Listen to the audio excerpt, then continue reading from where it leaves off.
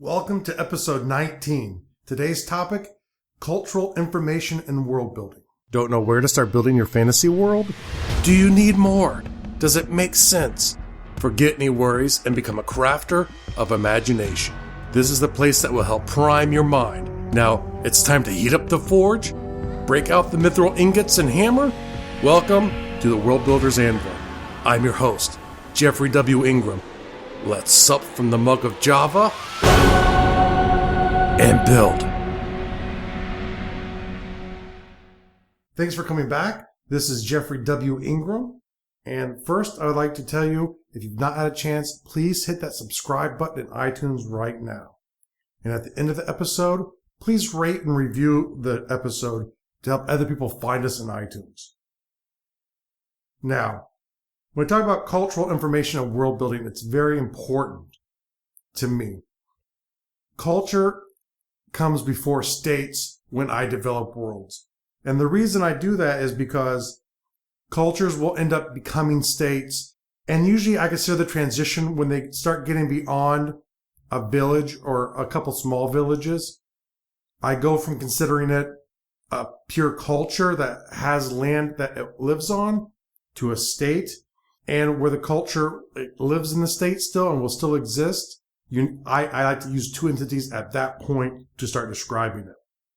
However, when I'm talking about cultural information, it actually starts from the beginning of the culture up through until the culture is completely gone, if that ever really happens. Now, what do I track in cultural information? The first thing is a pre-state history. How did the culture get to where it is? I find it very important so I understand a bit of the symbols that will be important to it. Did they migrate to where they currently are? Do they move around a lot? Have they settled or have they not yet settled? What has happened? Have they had any conflicts along the way? Have there been other tribes along the way that they've started to have conflict with, other cultural groups that there might be an animosity, especially as states start to form in the world?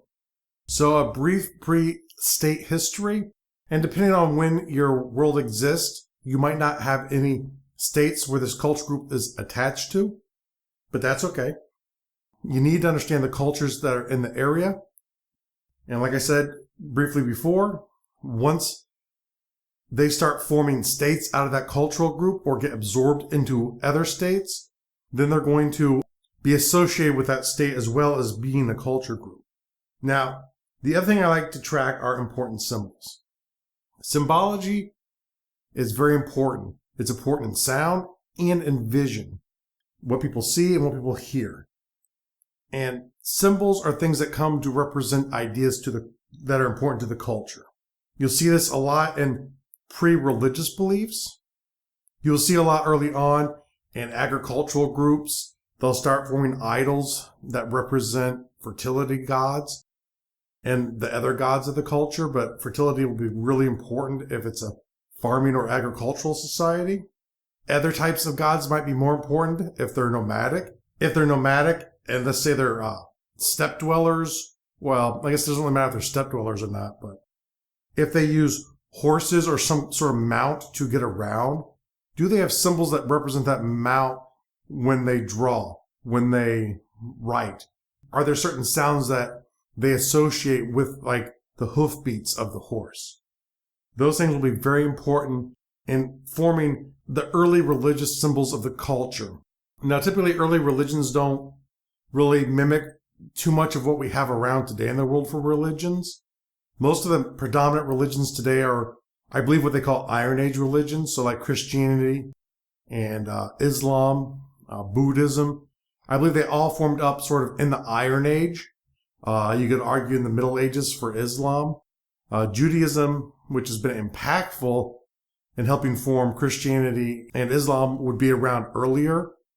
I've heard as much as like 20,000 years ago as an oral religion and being brought forward until a point where it was finally written down when they were in captivity in Babylonia. But that's probably one of the closer things we have. There's a great documentary on this, I think it's called The Story of India. And I'll put a link to that in the show notes for the episode. they have this very interesting, I believe it's a religious ceremony that is still taking place, where they're chanting something that they don't really understand. They don't know what it means. They just do it from the traditional standpoint. That is the power of symbols and culture. It is an audio symbol of the culture, but it is so important that thousands of years later, the same chant's being used. And it sounds to me kind of like birds chirping. And I don't know if it was sort of either from an earlier language or them mimicking sounds they hear in nature. I don't know how it started. I don't think we know anything about this chant. I don't think the people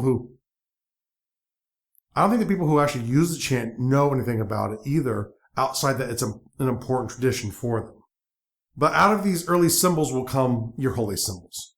The symbols for your gods, whether they be a more Stone Age religion, later on a little bit more formalized religion, or maybe a Stone Age religion that gets reformed and modernized over time, like Judaism. Beyond symbols, another thing I like to talk about in cultures, when I talk about the information of the culture, is what kind of culture are they? Are they a hunter-gatherer?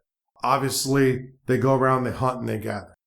They gather food from potentially other people's fields or from berries on bushes or anything that they can find, they can forage, eggs and birds' nests. Now, they might actually be gathering it from another cultural group, which could lead to conflict. They also hunt. They have a hunting grounds. They're going to follow the herds of animals that they hunt around. So they'll probably spend certain seasons typically in the same area and move around as they're forced to by the weather. The more varied the weather in the region is, probably the larger grounds they'll have. And inevitably, the more popular the world becomes, it starts leading into conflict where someone settles and starts planting food in an area that you consider your hunting grounds. That's going to be trouble later on. And maybe not right away, because you might not realize it until you get back into the area that culture B has actually settled and started farming where your herd should be. The next is tribal. And I break tribal down into two categories: agricultural and pastoral. Agricultural societies are societies like you think around with Egypt or Mesopotamia or China, any of the great ancient ones, Indus Valley, the Aztecs, the Mayans, they all farmed. And this is usually what most anthropologists, I think, still believe is what causes civilizations to rise up. Because once you start having farming, less and less people can focus on food, opening up other people to do more specialized goods, which can then be traded off with other cultures throughout the world. So they think agricultural lends itself the most likely to become a civilization. I do know there are some exceptions to that. There is at least one city that they found in Turkey. This city actually was around generations before they could find proof of agriculture. Now that means one of two things. One, the agriculture did not happen when the city was formed and they started trading and they were good enough. There was enough food around the city and the city was centralized enough to the hunting grounds that they could keep bringing food back to feed the artisans and the people who traded with other cultures. Or they just haven't found the evidence yet, which is quite possible. However, it leads you to say, I don't need an agricultural city in a fantasy setting to become a society. A sort of a civilization is what we think about in the Western world. A pastoral society. You see a lot of these societies around the Middle East and Africa. They're maybe semi-nomadic or nomadic. They might have a couple different villages around that they go to, but instead of following the herds around, they're actually herding herds around to graze them on land. And so in a way, they're a lot like agricultural. And I think a lot of times, you know, if there's a pastoral and an agricultural society, they'll kind of merge, whether it be through warfare or common beliefs or whatever, they'll merge over time. Because in a lot of agricultural societies, you will see this idea of farming animals. However, early on, there's typically two different kinds of societies that are doing this. And the next one's civilization. Now, once again, once any of my cultures reach the stage of civilization, even if it's been that they've been conquered or for whatever reason, once they reach the level of civilization, I start creating a state along with the culture group. and I will say, hey, the Bedracum cultural group is 95% of Bedrakis. Now, that might not be the exact number. However, I will start tracking them both at the point that they are considered a civilization. And if they're a subjugated race, there's another group called the Siren, and at a point, parts of them become subjugated by Bedrakis as they invade and settle in on their lands. So what you'll see is maybe 95% Bedracum and about 5% Siren. And really what will happen is about half of each of them, or at least half of the smaller culture and a percentage of the dominant culture will start to merge. They'll start to take ideas from each other. And if the ideas pass the mustard of what the state and the culture needs to survive, it'll actually change both of the cultures. And then I have other. And other is if I think of something along the way that makes sense to me that can't be described here, I'll just use the other category. I don't have any of those. However, I'm not saying there aren't any. I don't know. But those are the classifications I use. I have other just in case I come across something else. And then I'd really probably update that list. Now, another thing I'll do that's important is when I create a culture, if it's a larger culture, I'm going to talk about subcultures within there. Maybe their dialect is a little bit different. Maybe they have a few different gods, a few different beliefs. They're very similar cultures, but they're not really, they don't consider themselves the same, but outsiders might consider them the same. The thing you have to remember is everything that you come up with the culture is going to change. As the world becomes more populated that you're creating, what you're going to find is more cultures are going to start butting heads. They're going to take and resent things from each other. So something the Bedracum cultural group might find distasteful might be there because of a cultural group around them that they dislike. So as time goes on, your cultures are going to change.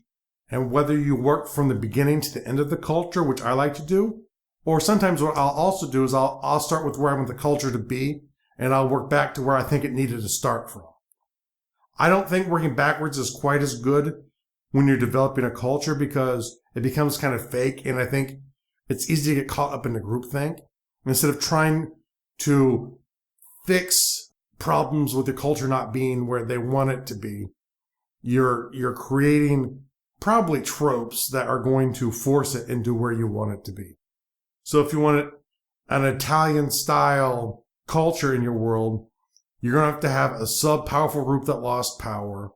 You're going to have invasions from people who are similarly related and a language and culture evolving slowly over time. It would be hard to work backwards to an Italian without inventing a bunch of other cultures.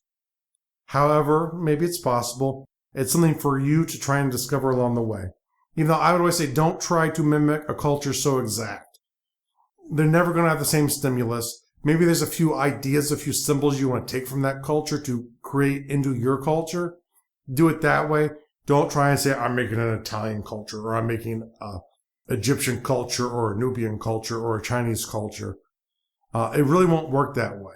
I have some civilizations that write differently, who think the width of something is more important than the height of something. These are all differences that you see on Earth that lead to my cultures developing. However, you can't say that my culture who finds width to be more important than height is my Chinese culture, because they're not. They have some similarities. They worship ancestors. They have this importance of width. So the palaces are really wide and they take a lot of land. But that does not mean that they're Chinese by any stretch of the imagination. The rating for this episode, this is basic. You need to understand the cultures in your world. Even if it's Earth and you're creating something like, a wizard school on Earth, we'll say. I don't know where I got that from. But I have this pocket part of Earth, and there's a culture there that is magical. I need to know the information about that culture, how they got into this pocketed world, or why they're there. I need to understand that culture, even if it's on Earth. If I'm also creating new gangs and new things on Earth, it'll probably be a subculture to a larger culture around where it exists. But it's still going to be written down and tracked. That way, I can be consistent with their reactions to things. And when I create characters from the culture, and I know the distance between them and the actual cultural norms, which I'll be going over shortly, then I'll know how good they are. Are they a good American or a bad American? That's when I'll know that. The world building task for the day. Pick a culture in your world and jot down the basic information on it. It's that simple. Just write down a few things, a history, sketch out a few important symbols for them. What type of culture are they? And are there any similar cultures around that are connected to them? And if you want to as well, you can even add in cultures that are around that they really don't like. The real world task of the day. Declutter your stuff. Go to your desk where all of your papers are strewn out from your world building activities and clean it up. Either put some of them in the computer, scan them, put them in the computer, either stack them up nicely, get rid of them, books you're not using anymore, put back in the bookshelf, clean up the work area so you have more space to get work done. The tease for this episode is fantasy cultural norms. And this is a very important episode because you are going to see this idea of norms passed from culture to state to faces. So all of those groups will use norms, and you can tell how distant the cultures are from states based off of this, how far people are off from states or from cultures, all because of this information. In my newsletter, shortly I'm going to be putting out the diagram that I use for this. However, if you want to use something else, please send it to me, let me know, and let me check it out. I'd love to see how you track this kind of information. And as always, make sure to go to gardul.com. That's GARDUL.com for the show notes. It'll be under podcasting, World Builders Anvil. That's a great place to get all of the information from the episode that you've just listened to and to see all the resources that we've talked about in this episode. Thanks for joining us this episode of the World Builders Anvil. Please be sure to rate and review us in iTunes, and please help get the word out to your friends about our show. And join me, Jeffrey W. Ingram at gardul.com, to see the progress of my world and learn why I made the choices I did. And please contact me and let me know the topics you would love to hear in the future. Now strike, while the myth rolls high.